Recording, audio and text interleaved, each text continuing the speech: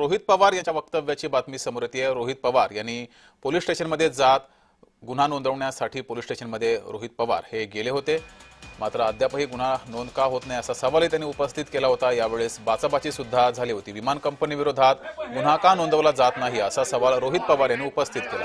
अधिक माहिती घेऊया, आपले प्रतिनिधी महेंद्र जोईल आपल्या सोबत जोडलेले आहेत। महेंद्र, काय घडलं या प्रकरणी दिवसभरात?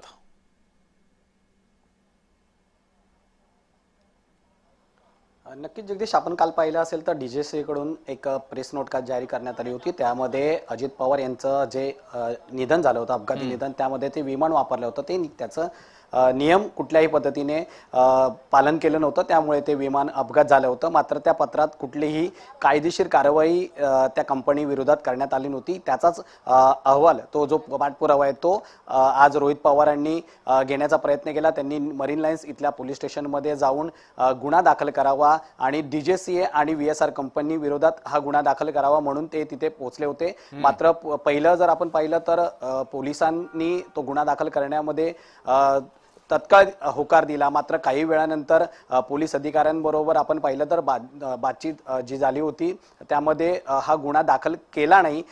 याच्यावरतीच पोलीस अधिकाऱ्यांमध्ये आणि रोहित पवार आणि त्याचबरोबर राष्ट्रवादी अजित पवार आणि शरद पवार गटाचे 4 आमदार होते, त्यांच्याबरोबर बाचाबाची झालेली पाहायला मिळाली होती। हे सर्व आमदार त्यानंतर आक्रमक झाल्याचं सुद्धा आपण बघितलं।